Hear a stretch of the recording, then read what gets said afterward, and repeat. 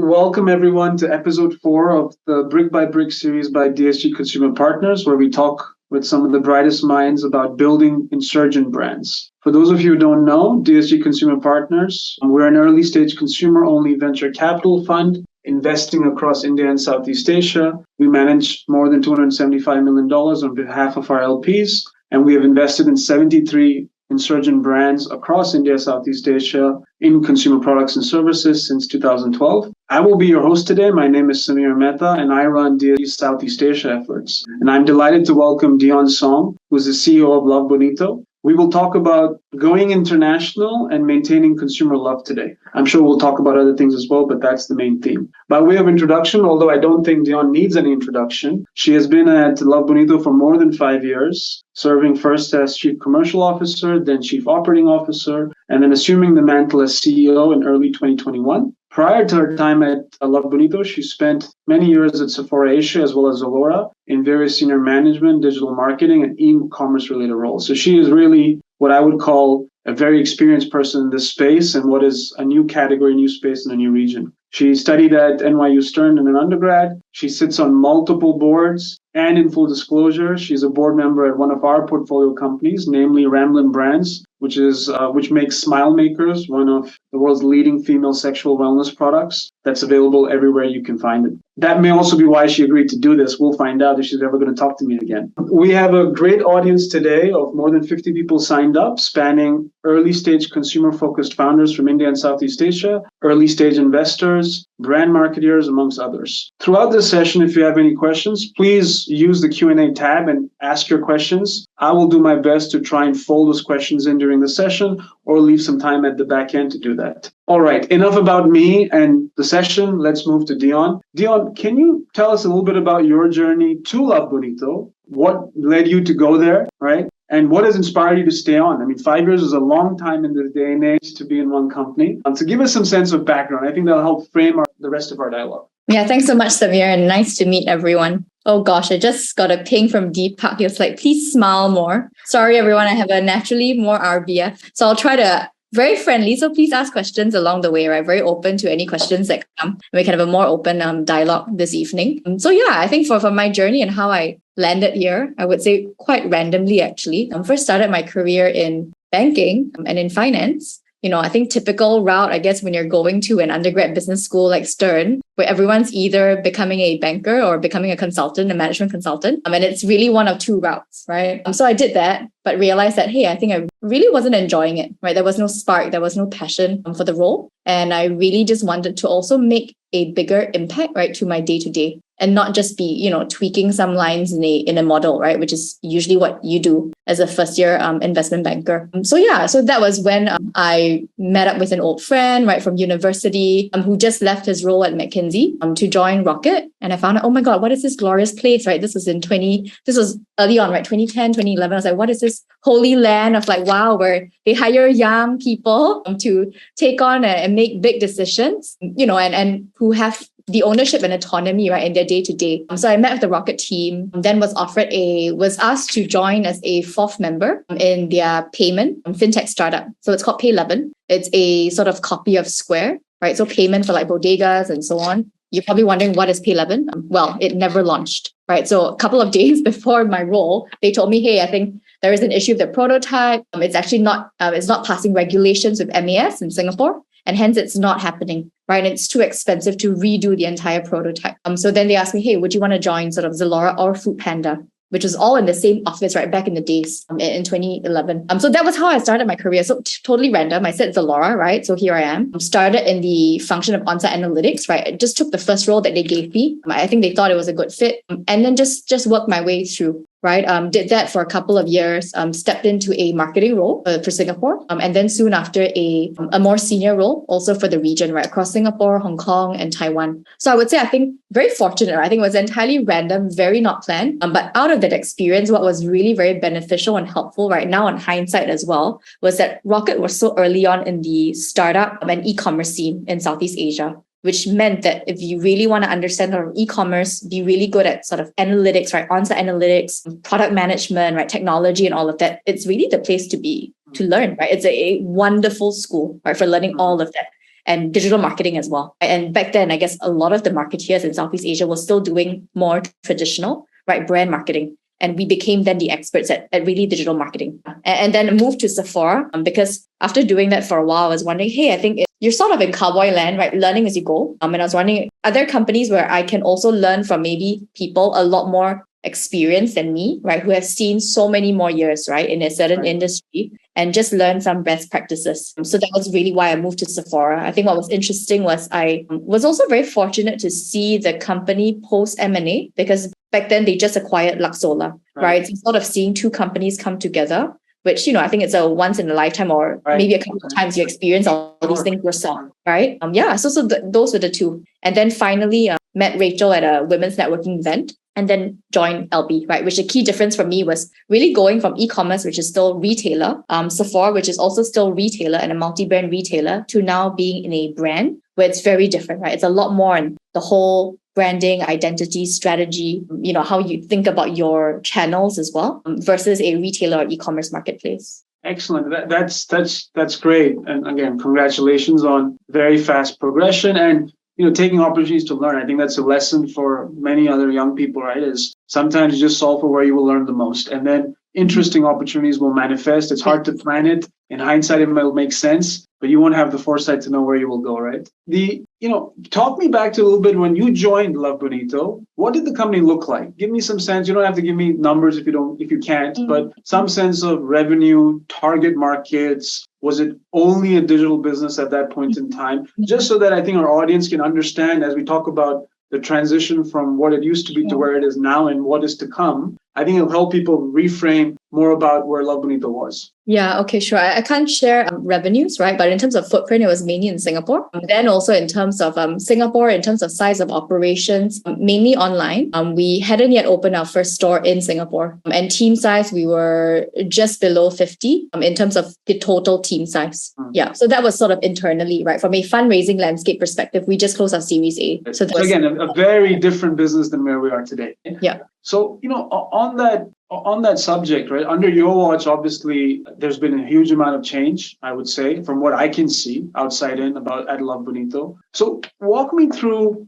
we talked about this international idea. We talked about Omni idea. Walk me through what led to the internationalization path, right? Like we get a lot of founders who come and ask us, hey, when should we internationalize? I want to go regional. I want to go global. I get a lot of that as an investor. And then I have to sort of calm them down politely, I hope, right? Is first dominate your home market. Be number one or number two in your category in your home market. Explore offline and online fully before you go further afield. How did Love Bonito think about its internationalization playbook? Which markets, why, in what sequence, and for what reason? Right? I think that'll help a lot of other people who are exploring those possibilities. Understand. Oh, so different. I guess when I first joined already, LB, I think we had the pressure from investors of like, hey, go international, right? And that was really that first key priority. But of course, maybe we were already slightly more mature and slightly more mature in our markets. I would say, I think, first of all, being headquartered and starting our operations first in Singapore, I mean, there is a limit, right, to how much we can grow. But of course, then we already existed for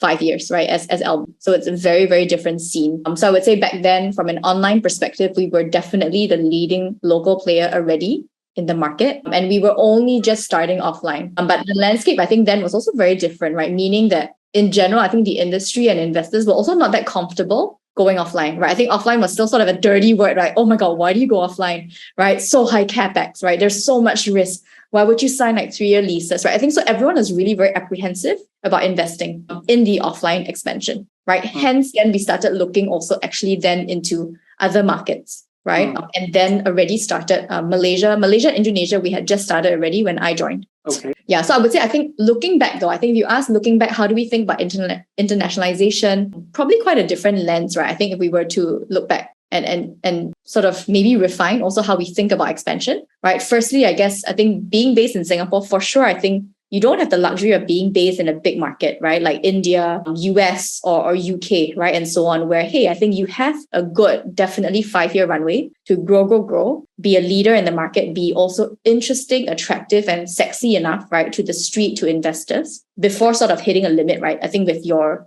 at a saturation point, right? Or hitting sort of a limit also with TAM. But in Singapore, I think the year where you have to go overseas comes a lot earlier because the market's just so much smaller. But I think the mistake, I guess, a lot of companies perhaps in Singapore make is that you start thinking about, okay, which are my neighboring close by markets to expand into, right? But the truth of the matter is Singapore is so different from Malaysia, from Indonesia, like Thailand, Vietnam. And if you're a consumer brand, in a certain sort of like middle price point, it's very different, right? Income GDP levels are totally worlds apart. So I would say, I think the first mistake is not looking at just your neighboring market, Southeast Asia first, but really think about, okay, right, who is the customer I'm trying to reach out to? Where is my assortment positioning, right? And what problem am I trying to solve? Are there markets as well at a global level that really make sense, right, for a product like this, right? So I think that's really sort of the second bit. And for us, this includes countries like Hong Kong, right, for example. It includes countries like the US, for example, where the problem that we're trying to solve for would be, can we really cater to the Asian female, right, and really produce women's wear, fashion, and beyond in a very Asian female-centric way, right? That today they're not really getting served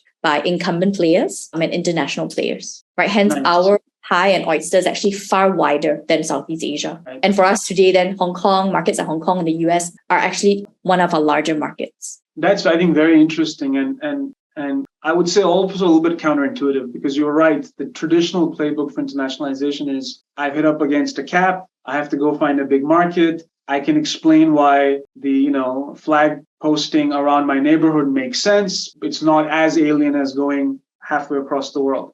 Actually, what you're saying is the lens should be, who is your target audience? Who is the consumer who loves you? What do you know about them? And then focus on that, right? And of course, I assume that in early days, it was all digital expansion. It was not physical store expansion in non-Singapore countries. Is that a fair statement? Yes. Yeah. So in terms of how we expand, right, I think having sort of the online platform today, and it's so simple, right? I think it's very easy to have your own Shopify and so on. Right. We try to cast a wide net, right? Meaning we have a .com that serves like more markets, right? Start doing more light touch awareness, meaning a bit more marketing, social media, right? And so on, seeding. And then we start seeing, hey, I think where do we get more natural organic traction where we already start seeing a good product market fit, right? And then we dial up. We dial up meaning that we might invest now in a little bit more local marketing resourcing. We might have a person on ground as well, right? That you can easily do a remote structure and team. Example, we do that in the Philippines, right? We have 1-2 people in the market, right? Really seeding and growing the market, and the market grows well. You don't have to have a full-fledged team. And then only if the market makes sense for an omnichannel expansion, right? Meaning stores, then we do it, right? And by that, we look at other metrics. We look at, I think, how malls are doing, right, in the market right now. How is sort of offline retail as well? Is it growing, right, year on year? And usually, I think those things check out, right, for most of the markets that we're in. And then we dive further. And we do that first with a pop-up store, right? Try to understand the customer better. Also work on other operational foundations, right? Like understanding sort of the market better, lease terms, and so on. And then only after do we invest in a more permanent store build-up. That's really interesting. So again, what I heard was seeding, experimenting with limited capital, controlled explosions, I like calling it, right? Yeah. So, you don't blow up the house if it goes awry. Yeah. And as you start getting more proof points, again, in a light touch way, expand, right? So let's talk a little bit about where we are now. I think, you talked a little bit about, in hindsight, looking back and wrapping, and there's always an interesting way of putting narratives around what's happened, right? Could you always explain it that way at inception? The answer is almost never, right? But in hindsight, you can see how the pieces unfolded. You're now, if I understand, in 7 countries physically. I know you were in Japan last week opening some stores. That looked like fun. So give us a sense how many countries, how many countries or cities, if that's how you think about it, how many stores, and what potentially is happening in the future in so much as you can share. Yeah, sure. Understand. So we like to see ourselves in 3 key regions. Right, so Southeast Asia, and then North Asia, and then the Asian diaspora market. So in Southeast Asia, it depends how you define what countries we're in, right? I think online we have quite a lot of countries, so I'm not going to talk so much about that. But Omnichannel, we're in Singapore, Malaysia, Indonesia. We have a retail franchise in Cambodia, and then Philippines would be another interesting market for us because it's growing exponentially, right? And it's only e-commerce. And then apart from that, in North Asia, mainly Hong Kong, right, we're Omnichannel. We just opened our first flagship, also why I'm in Hong Kong right now. And then Taiwan, sort of a growing but e-commerce only market for the moment. And then Japan, right, where we are starting pop-up stores at the moment. And then lastly, we have the Asian diaspora market, right? So Australia and the US. And US would be our big bet market. of focus. So right now, 10 key markets globally, 4 omnichannel markets, and then 19 stores across the region. Got it. Excellent. Excellent. I think just the way you laid some of that out also tells people a little bit about how you think. Seeding, pop-up, experimenting, digital only first, decide what the inflection points would be to put physical infrastructure in place. Because again, with apparel fits, some physical experience is still really, really important, right? I mean, we know from the work that we do in apparel, and we made a couple of investments recently in the space, that returns is a big, big problem online. And that really gets ameliorated if you have a physical store presence, right? And there's a nice, interesting way to close the loop. And the really great retailers have increasingly seamless Omni experiences. So on that subject of Omni, if I can get you to switch focus a little bit, how do you think about building that perfect store experience, irrespective of the perfect store being physical or online? Because the young consumer thinks of them quite interchangeably, right? I expect, I'm not that young, but even I expect to have a perfect experience, whether I buy online or offline, right? So help me understand how you think about it. What are some of the key metrics that you guys might track? And what are some of the things that have worked or not worked in the lessons that you've learned over the years? Yeah. A lot of people ask us always, like, how do we create that whole experience? I would say actually it just boils down to having the team really thinking from a very customer-centric and thoughtful perspective, right? Always putting the customer at the center of everything, right? And not really rolling things out, rolling features out, rolling, let's say, cool technology out for the sake of tech, right? And I think a lot of times, a lot of retailers or companies end up sort of falling in that cycle, right, of doing something tech for tech's sake, right? You're launching it because it's cool, right? But when you ask them, hey, what's the use case? Or am I solving a problem? Typically, I guess, they have trouble answering that. I'll give specific examples, right? So when it comes to our offline experience, when we first started doing stores, right, we were really clear, hey, we don't want to do a typical store, right? We want to ensure that we're rolling out a store that's solving a lot of pain points. And we're going to be introducing features, whether it's technology or non-technological features. We will roll them out, right, to improve the overall customer experience. So if you look at our stores today, share a couple of key things. Right? One, for example,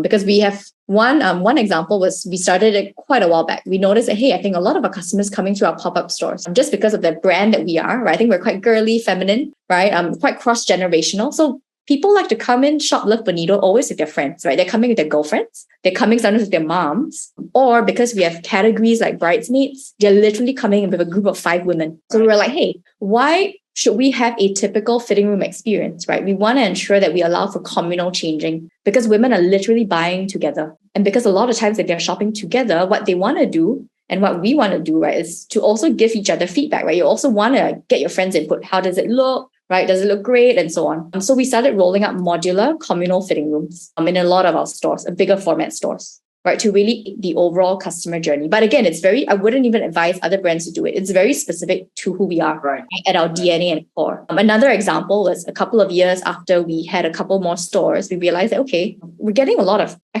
traffic, right, through our stores. And our queues at the fitting room was usually quite long. It's a bit longer also because our product is a little bit more intricate, right? It's a lot more workwear. It's a lot more occasion where maybe it takes a little bit longer to sort of wear in, right, to the product. Not so basic. And then maybe you take time, right, to also contemplate. So instead of sort of having a typical fitting room queue, right, which you always see in a lot of stores, we were like, hey, how can we also enhance the customer experience? So we ended up rolling out fitting room queue system. And we took this, it was a leaf out of Korean barbecue restaurants, right? It's crowded outside. You leave your number, you leave, right? In like Singapore, Tanjong Pagar, all of that. Right. So same thing. Someone can come in, they leave their number, or they take a number. It can be physical, or they can send it to their phone, and then we beep them when the room is ready. So what can they do? They can do 2 things. Number one, they can either spend more time browsing on the floor, which for us is great. It increases our AOV, AOQs, or because Singapore and a lot of the malls in stores in Southeast Asia are always in a mall versus like the US where it's a lot of street stores, right? So instead of that, they could go out to the mall, get a cup of coffee or tea, and then we beat them when the room is ready. What does that do, right? That also enhances their overall shopping experience because they're not wasting time, right? They get less fee as well. So that was number 2, right? Again, it's not very, I wouldn't say it's even high tech, right? It's just very basic. And we took it out of like the food, F&B scene. So that's just an example. Yeah. That's amazing. Oh, I can't tell you the number of times I've left a store after seeing the queue for the fitting room. It's just pointless. I'm not going to waste half an hour waiting, and then you've lost me as a customer, right? So that's super insightful. Talk me through a little bit. You talked a little bit about physical store experience, and you gave us two very tangible examples of what you've done that actually, frankly, I've never seen before. So that's super interesting on improving the customer experience, putting the customer at the center of it. Talk me through the digital experience, right? I order stuff online, whether it's clothing, apparel, and I have stopped, quite frankly, over the years because of fit problems. And I don't want to deal with the returns, and it's just too messy, quite frankly. Right? So that's one problem that I know exists. Then there's how does it fit on me? How will it look? So walk me through how you think about the online side of the equation, because in apparel and as investors, we have historically been very wary of apparel for this reason, right? But we are, gaining some courage and doing some things now. So I'd love to hear how you think about the online space for women's apparel, given your target audience and given the spread that you have globally. Right? Yeah. I think maybe first on the issue that you raised around sizing. Okay, if anyone has a very good sizing AI to recommend, please recommend me. At least I'm going to send you something. I found something for you separately. I'm going to connect you with someone. Okay. I think at least from testing so far, all the different tools, we found that actually nothing beats the traditional mode of trying, which is where the entire omni-channel experience comes in, right? And where also stores play a certain part in terms of sizing, in terms of trying, in terms of recommendation. So that's where we really think about the whole omni-channel experience. But I think beyond that, when it comes to our entire e-commerce, again, it's back to that whole customer centricity, right? I think first up, it's also around, let's say, discovering or browsing, where again, we go back to our customer, right? And how she's shopping and how she's also making different decisions, right? So for example, in our categories and our filter, we have also very fun attributes, right? That make sense to our customer, right? Example, I think dresses that sort of take you from night to day, right? I think we have things like, hey, I think for women also, right? We have things like, hey, buffet friendly pants, right? Pants that really hug you, right? They hug your tush, but hey, after that, it's so comfortable, you can go through a heavy meal, right? So stuff like that, we ensure that the entire filtering experience is actually quite fun. It's very specific, but again, I think it's not going to work for another brand, right? Because it's a very, very, very different experience. Then apart from that, just ensuring that from an omni-channel point of view, all the different features are there, right? So a lot of times also customers sort of look online because they treat online almost as a catalog, right? But then I want to go into the store to try and make the final purchase. So we ensure we have things like store availability on site, right? So customers actually know, right? Is this available in our Orchard store, right? Or in our Malaysia store, for example, before actually heading down. So we have features like that. On the flip side also, we have omni-channel features in store, right? So for example, the amount of assortment you hold in any store is never going to be 100% of your e-commerce assortment, entire warehouse. And that is just truth. But we try to ensure that customers, we can also upsell, let's say colors that are not shown on the floor, items that are not shown on the floor through endless aisle. Right. So meaning a customer can get recommendation from our retail ambassadors in store. And at the point of sale at the cashier, they can make a purchase, a very seamless one purchase, and buy both the physical item and then the online item. And we'll ship that item right to their homes. Oh, wow. So that's one experience. I don't have to go to one purchase for two types of items from two very different fulfillment centers, right? So that's another way that we try to do it. Yeah, I think what you're alluding to is, listen, you have the attention of your customer for limited periods of time, right? Now, you can try and extend the attention that they give you. But from what we see of e-commerce data, the amount of time people spend on sites is increasingly thinner and thinner and thinner, unless they really, really love what you're doing, right? Yeah. And I know, of course, Love Bonito has one of the best cohorts in the apparel industry from what I can tell. So I know you don't have that problem, but a lot of other people do. So when you have their attention, how can you convert them? How can you delight them? And in order to earn their trust and ultimately the gold standard is to get them to repeat often and with increasing basket sizes. Yeah. Understood. You've addressed many interesting points. One thing that we haven't yet talked about, if I can draw your attention to, is, we've talked about ideas, systems, inventory. As you are being the CEO of a large, complicated company that's growing fast, that's expanding internationally, has to think about Omni. If you could give us a bird's eye view into the top 3, 5, 7 metrics on your mental dashboard for the company, right? What do they include? They need not be only sales stuff, right? But I want founders to get a sense of how a CEO of a much later stage company operates, right? How do they think about stuff? Can you give us a bird's eye into what that looks like? Yeah, of I'm course. sorry, I'm going off script now, Dion, but you can handle it. Beyond sales, I actually like to look at all of the underlying operational levers, right, and drivers, very importantly. So for us, it's understanding also I think to understand what is your North Star metric, right? So one example for us would be the second order, right? That we know that typically, as you said, I think our cohorts are generally quite healthy. We know that the moment we get a customer past the second order, they would typically then come back, right? Quite frequently, meaning they shop 3 to 4 times a year, but we need to get them past the second order. So that's one metric, right? So to get there, of course, we look at the CAC, we look at first order, right? And then we look at second order, and we hope for that to increase. Then, of course, we look at other more underlying operational metrics, right? Would be NPS. Yeah. How often do you measure NPS, Dion? We do it monthly. Monthly. Yeah, we do it monthly. It's internal, right? We don't use an external third-party agent. And you use both in-store feedback from consumers as well as online feedback, post-order, or even abandoned orders, I guess you might ask for feedback. Okay. Yeah, we do that. Yeah. And then conversion rate would be another metric that's really important, very helpful, right? Conversion rate, both for your online channels, for your offline channels. And of course, you can dissect it in many ways, right? For online, it's really thinking about the overall funnel, because this gives a sense of what's happening in your business, right? If the upper funnel conversion is sort of weak, you know there's something there, right? Example, it's maybe how you're showcasing the assortment that's bad, right? And they're not coming through the door, right? And there's something that's not prohibiting the customer from clicking through. If it's deeper through the funnel, then you know, right? Maybe fine, it's a more technical issue, right? There is a payment issue and so on. So I try to look at that, right? Conversion rate then also for stores, very telling, because it tells you very clearly, right? Our service level sort of up to par as well. Right? Or are we staffing the store enough? Right. And these are two very operational and very, I would say, I think I like them because they're very actionable, right? You know that you can do something and you would see an impact immediately, right? Be it the next day or the week after. So I think on the online front, people, I think, will have intuition for this. But what I sense you were saying is, Samir, I care about web sessions or app sessions. I care about whether they've lingered, right? Whether they've added to cart, whether they've abandoned the cart, and then whether finally they've transacted, right? That I think there's some variation of that, but I think we can all agree that that's intuitive. Yeah. On the offline bit, talk to us a little bit about how you track conversion, right? Because there's no link necessarily other than Big Brother style video camera type surveillance, which don't admit if you're doing it. But how do you track conversion online, right? Is it your sales staff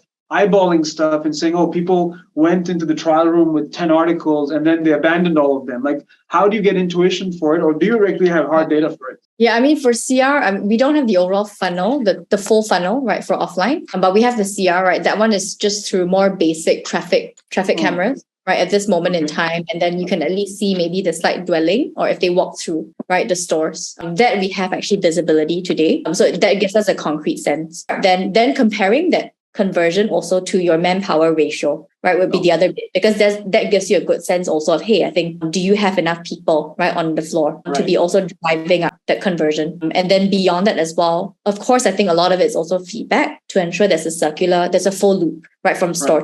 And I would say, I think this is the beauty also of Omni, right? I think a lot of times online, the data tells you, hey, I think what is going wrong or right. But through the store teams, especially of getting feedback from the fitting room, you get the why. Right. So I know that, hey, certain products are not moving because a customer might actually say, hey, this strap is actually quite scratchy. But I would never get that feedback from an online purchase, ever. Of course. Right. But I think that's the feedback that you get in a more timely manner. And then you can improve, right? Either the assortment or you improve something around the visual merchandising and so on. So talk me through that feedback loop. How fast? Because I think I like what you said, that you want things that can be actioned on so we can do something about it rather than just having lots of data for the sake of it. So how fast, when you notice something, like just to work on your example of a scratchy strap that a sales associate noticed because lots of ladies returned it, how fast then can you get that back into your supply chain to say, hey, we made a mistake here, we need to do something about this? Yeah. I mean, we do our typical performance meetings on a weekly basis, right? So I think the moment we get that, if we know that it's a much bigger problem to solve, right, then immediately we can escalate, right, to our supply chain. But I guess at that point in time, it's not around maybe improving a lot of the product, right, immediately for the next launch. But at least we know also if we need to pull back, right, maybe defects, right, or reduce exposure on certain products immediately to not ruin the customer experience. That I think we can do ASAP. Got it. Yeah. No, that's very, very interesting. I wanted to talk to you specifically about inventory because that's what gives us sleepless nights as investors in apparel, right? Yeah. How do you think about layering on inventory in physical stores? And I know, of course, there's the Shein model, which many people will be familiar with, which has truncated the time from factory to consumer, for lack of a better word. I'm not familiar with how you exactly source, but how do you think about that timeline, right? And what do you do to manage that timeline so that you don't have the kiss of death, which is out of stock in the physical retail environment, the online retail environment, but also the other side of the problem, which is far too much stock of something that's slow moving, and then you have to potentially discount it, consign it, liquidate it, who knows what else, right? So how do you manage what I feel is a very delicate balance that is even more profound in women's apparel relative to men's apparel, I would say? Yeah, I think it really first starts with the entire range strategy, right? To be really clear around what is your evergreen core product offering versus what's seasonal, because it's quite different. For evergreen core, to be very honest, it's not too big on the entire speed of supply chain, right? Because it's sort of an always on category that's always there, right? What you want to do is to ensure that you have enough inventory levels or your product life cycle, it's sort of healthy enough. And then what you spend time doing, it's really around more product innovation and iterations, right? To make that example, that hero pair of pants, the best pants possible, right? We're going to be improving, let's say, the seams, the tailoring, right? Quarter on quarter, year on year. So that's something that we do, right? So for the entire seasonal core collection, actually today it contributes to around, we change our model quite a bit, right? I think people think we have a lot of different new launches, but that actually contributes to around 30 to 40% of our business. So it's very core, it's very evergreen, but you see new things, right? Because the new things are actually new colorways, right? So for example, it started with 2 colors. Today, there are 15 different colors. Right. So then we introduce new colorways, we reintroduce them. We may change up the fabric swatches, right? So we change up the material slightly. Example, there could be a more spring-summer version, right? For our markets like Hong Kong, the US, then it makes sense, right? To introduce a more fall-winter version. But the entire silhouette is exactly the same. So that's sort of the core part. It's quite different. And then how we are, That's interesting. I think you're teaching me a lot here, which is there's a lot more nuance to this than perhaps I am applying my mind towards. And so that's interesting. We talked about, so just going back to the bird's eye view of the key metrics that you track, right? We talked about sales, and we talked about a couple of underlying levers under sales. We talked about NPS. We talked a little bit about inventory. At least I talked a little bit about inventory. What about the human side of the equation, right? This is a delight the consumer business, right? Which has sales associates. It has real human beings who can touch and feel and have good days and bad days and don't get along and occasionally do get along. How do you think about that side of the equation, right? And what measures do you have in place to get early warning signals? Are people getting burned out? Are we having too much attrition in specific stores? Give us a sense of what that is, because again, a lot of the founders who are on this call don't have a massive amount of experience in the offline space where you have to deal with real human beings, right? So give us a sense of that. Yeah, or human beings in general, right? I think companies are all running, it's made out of people, right? End of the day. I think your strategies and everything, they're just numbers in a model, right? I think you need your people to ensure that you are able to actually implement the strategies really well. Actually, for our employee side of things, we also look at EMPS very similarly, actually, and that gives us a good pulse, right? And it's one simple question of, hey, would you recommend Love Bonito, right? To a yes or no. So very, very similar. And for our teams, I guess it really starts first with onboarding, right? I think a lot of times you look at other numbers like attrition, all of that, but to be honest, the signals would have came up way early on, right? So we really focus also when the moment we bring in someone, we track very tightly the first 60, 90 days, right? Where there are pulse check-ins already to understand how this person is performing, right? If they're happy, if they're not. Is there a misalignment also when it comes to scope, right? Are we also very clear when we give areas of feedback, right? What they can do better, what they're good at the moment? Because that's also your time period, right? Before you also get the employee to the stage of confirmation. So we actually keep a very, very tight lid on the first 30, 60, 90 days. Yeah.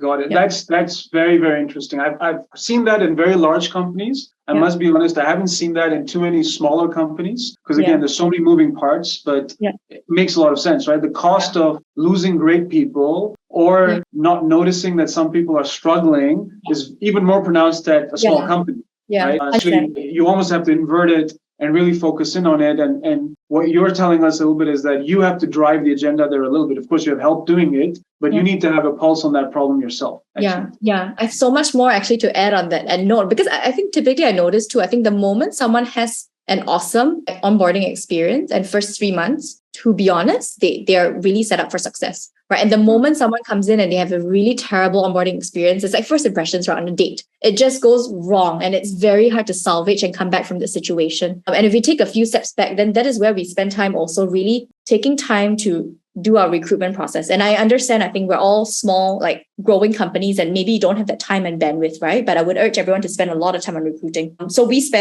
have typically 4 to 6 rounds for every hire. Wow.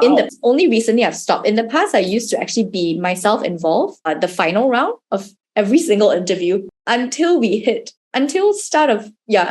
of last year. How big was the company in terms of employees end of last year? I mean, through that process, 100 plus, 200. Yeah. Wow. So all 200 people had individually met with you. People who started after you have met with you. 100. Yeah. In the past, until mid of last year, at least for corporate roles, yes. Wow. Amazing. Amazing. Yeah. I wonder how many founders put in the effort and the time to do that. But I think you're giving us an example of where it's crucial, right? It's the company building. And actually, it's very interesting when you talk and hear people who've built very, very large companies, and I'm talking thousands of people now, many people will tell you the first several hundred hires, they are keenly involved in because that's what they believe sets the culture and tone, not for perpetuity, nothing is perpetual, but certainly if you set it up the right way, the odds of success increase manifold, right? Yeah, 100%. And I would say, just reflecting on what you said, one of the key things we see from early stage founders, and we try and test as best as we can, is do they have the ability to attract, retain, train people who are better than them? Because if they can, and they can do it sustainably, the compounding effect is phenomenal over a 3 or 5 year time period, right? And so we really try and advise as best as we can. Of course, some founders get there, some founders don't, some founders, sort of muddle along, but very interesting. Give me a sense of non-negotiables when it comes to hiring. Since you've been involved in so much, I know I didn't plan on talking about this, but it's our podcast. We get to do what we want. What are the non-negotiables, right? What are red strikes for you in this environment, right? Where if you're like this, sorry, I'm not the right place for you. We're not the right place. Are there some key non-negotiables that Love Bonito operates by saying, if you are like this, I'm sorry, this is not the right place for you? I mean, it boils down to that culture fit, right? And alignment with values. I don't know. Now it sounds maybe it's very standard or cookie cutter answer, but I mean, we're very clear, right? We don't hire people who are divas, right? Who have that attitude, who are douchebags, who are just not nice people. And of course, for the environment that we are, if someone comes in, maybe makes a more chauvinistic comment, no, right? Red flag. That's a no, for sure, right? Because we're a women, female-centric, right? Female-first brand and organization. So that's very clear. Right. Yeah. Yeah. Beyond that, so no chauvinist pigs, that seems to make sense. There should be no chauvinist pigs anywhere. But beyond that, what else are you looking for? I get the fit part, but are there other soft skills, technical skills, just things that you seek out, irrespective of function? I get functional expertise. This is beyond functional expertise. Understand. Okay. Usually always try to suss out motivation. I think that's very important because that's the guiding compass to that person's behavior, right? I think to just understand, I'm not looking for a specific right answer, right? Really trying to understand what is their true motivation for joining this role. And typically what I try to ask would be, hey, walk me through, why did you leave and join all of your past organizations? Because I really want to understand what makes them tick, right? And can we then as an organization really serve and make them happy and align with their motivations, right? And typically here also, it's fine, right? I think we're getting answers around, hey, I think I was very disgruntled at that workplace, right? I think I couldn't really make decisions. Then I think that's someone that we would love, right? Because we want someone to be able to challenge, right, the status quo. We want someone who actually wants to make an impact. So motivations, I think it's one thing that I feel it's quite important. Yeah. No, it makes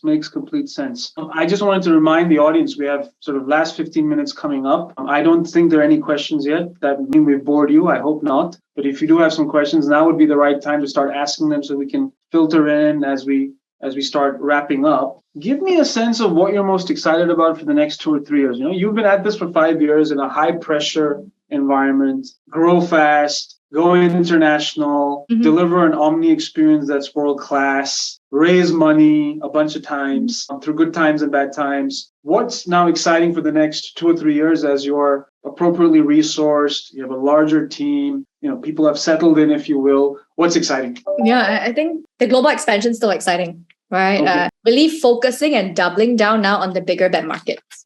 Because honestly, I think we have a footprint, but we're not deeply entrenched, right, in a lot of these markets. Right. And that is actually that difficult part, right? And it's really not that easy to do. So I would say I think that that's a very new, exciting challenge to be doing, and doing more of the omni-channel, right? Two as well, then extending also our categories and offering. And when we think about category expansion, it's either through building, doing it ourselves, or potentially down the line buying as well. Right. And aligning ourselves with, strong sister brands, maybe in categories that are complementary to us, or in regions perhaps that we're weaker in. I would say I think that's very exciting because we've never done something like that. No, that sounds super exciting. And for some of the founders who are working in spaces where the target audience is Asian women across the world, that should be very, very interesting for them. Okay, excellent. I had sort of one, a last question before we wrap up, and we can give people back some time today, right? If I were to talk to you again in 5 years, and maybe we will, right? And then I asked you, where is Love Bonito now, 5 years from now? What does it look like?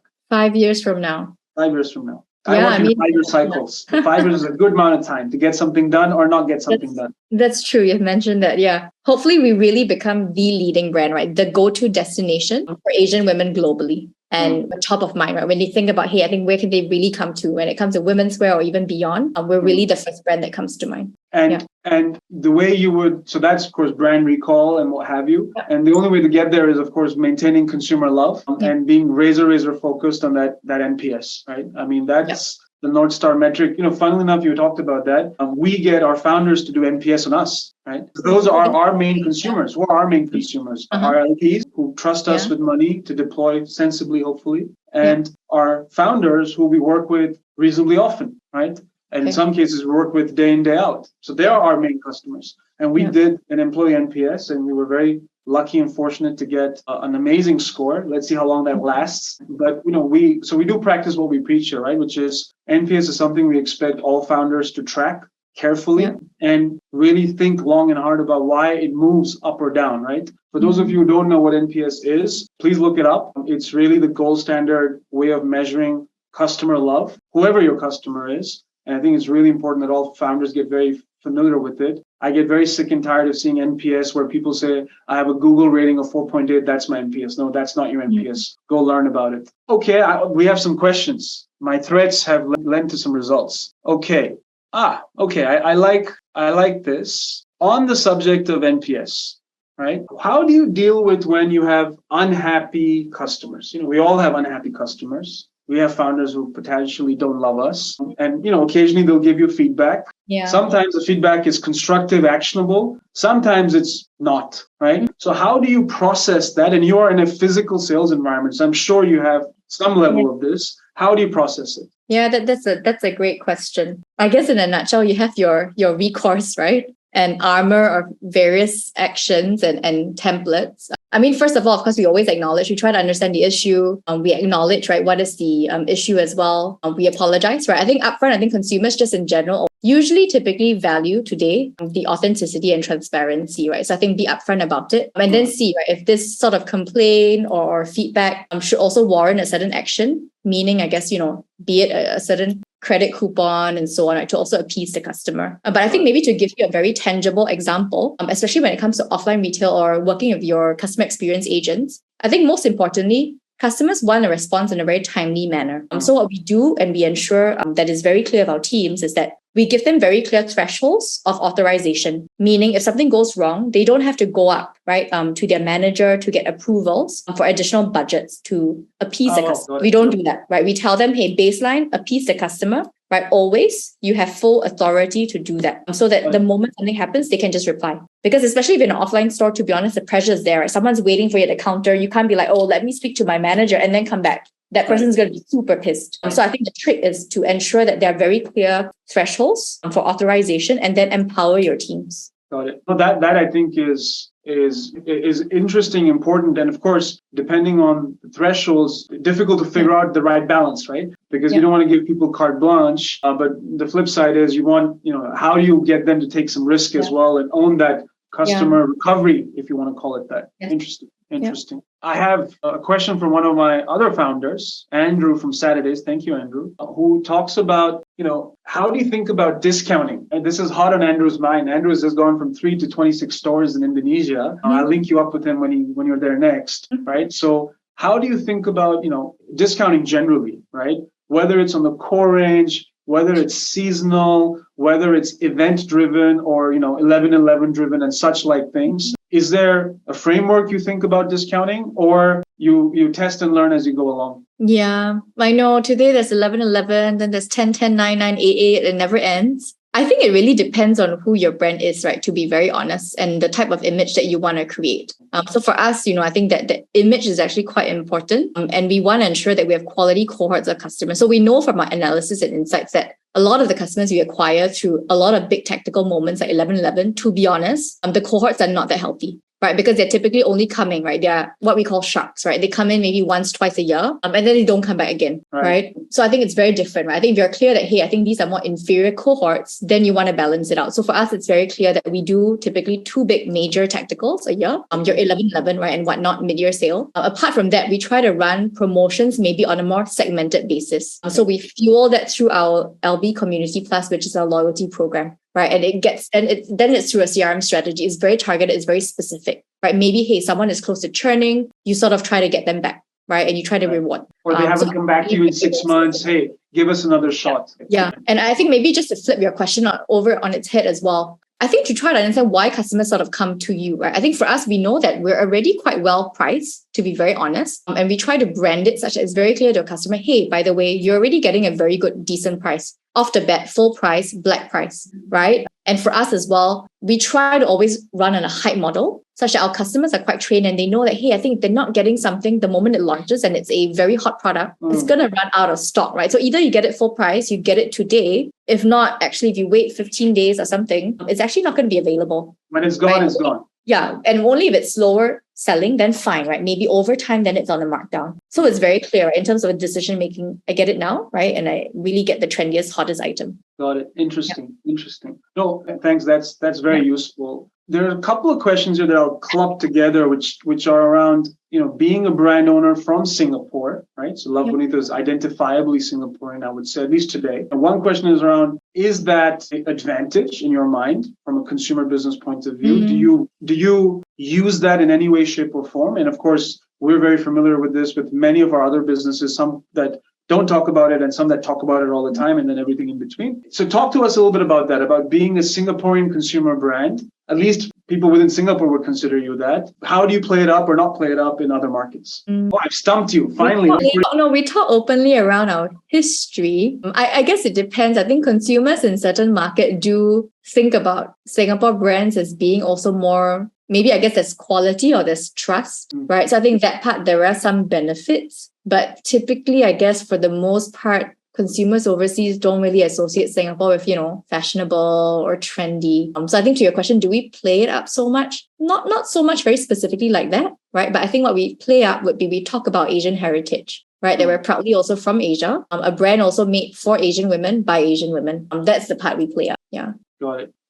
On that subject. I want to say, I think on the benefits, sorry, just very quick one. The benefits of being based out of Singapore, I think from a omnichannel perspective, all of that actually, I think if you're founders who are in Singapore, I would really think about the whole Omni expansion, right? I think it's a lot easier doing things in Singapore because I think, honestly, the government and malls are also quite supportive, right? So leverage that and dig deep into that. Like they're really quite supportive. Yeah. So I think you're talking again about explore your full potential in Singapore before you go further afield. And I think linked to that sort of comment is, this question around, hey, you are, and to use your specific example, you're not in an unknown category. Women's apparel is a rich, deep category with lots of competitors. I couldn't even name all of them, I suspect. How do you then, as you go into region to region or city to city, how do you position LB when launching in a new market? Like, do you care about the competitive intensity at all? Or is it because it is such a large, highly fragmented market that you don't worry about competitive intensity in the same way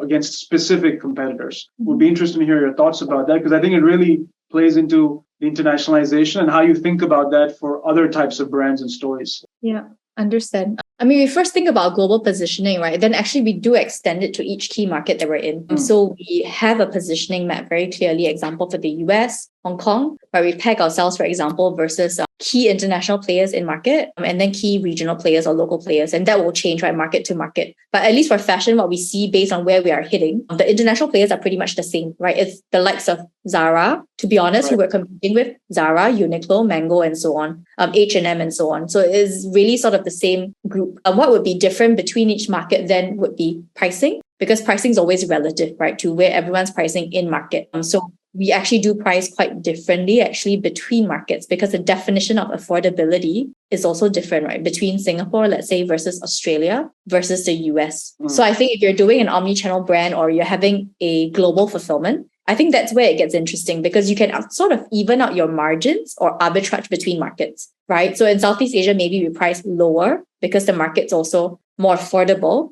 but you can really price at maybe a 20-30% premium in developed markets, actually. And we do that right now. And you're still considered affordable, right? Yeah. Do you worry about competition coming to you at all, right? So you talked about your competitor set, and it's mostly the international large apparel houses, I would call them, brands that all of us know and have grown up with. There are now some, I don't want to call them copycats, that would be uncharitable, but folks who are inspired by Love Bonito's success, let's use that word, right? Do you worry about that at all? Or do you worry about the likes of Shein, very, very fast fashion, churning stuff out really, really fast, dare I say, almost too cheap to be true? And does that keep you up at night? Yeah. Okay. I think when it comes to copycats, to be honest, it shows us that we're doing something right. Right. I think if we see people trying to copy something, I think then it's quite worrying, actually, on the flip side. Do we worry so much about that? No. I think because end of the day, we're very clear about positioning. Right. I can't remember. It was this huge beauty brand. Sorry, I just forgot which brand now. But the founder said something really important, right? That she doesn't really care too much about what's happening outside, but really looking inward at customer feedback, right? And really improving and iterating. Do we care so much about Shein? Not so much, because it's a very different positioning and ballgame, right? They're really going around lower quality items, a lot more affordable, right? It's for a slightly less discerning customer. And the occasion and category mixes are actually quite different, right? I think we're quite clear around who we are, and we know the customer that we're trying to target, right? I think the only sort of way that we could sabotage ourselves would be if we didn't listen, right, to our customers' feedback, and we're not improving our game. Nice. I mean, another way of describing that is we're not trying to be all things to all people. We're trying to be the right thing for our people. Know who your tribe is and focus on your tribe, right? And I like that a lot. Okay, I'll give you one last one, and then I will let you go for dinner, since we're now getting up to 7:30 here in Singapore. Yes, I wanted to, we've talked tangentially today about the back end, right? Tech, warehouse operations, Omni, seamless technology. You said something fascinating, that if I find a dress that my wife would like, you can tell me whether it's available on the Orchard store or in the Ion store. That's super cool. I wish more apparel makers could do that. How much of that is, build and integrate? How much of that is off the shelf? How much of that is completely proprietary? Can you give us the secret sauce here? I would say, I think in a nutshell, e-commerce and retail, it's not so much rocket science, right? So I think there are a lot of, at least in the back end, there are a lot of different tools and platforms that can do what we need to do. Then it's about integrating, right, all of the right platforms together. Yeah. Well, this has been my great pleasure to have you on this episode. Thanks a lot for making the time. I individually am very excited to continue to observe how Love Bonito does. I know you and I will be talking separately about various different things over the coming years. But again, thanks a lot. Thanks everyone who gave us 1 hour of their time. Hopefully this was useful. For those of us who would like to reach out to DSG, you know where to find us. LinkedIn, Twitter, all that jazz. Thanks a lot. Good night. Awesome. Thank you, everyone.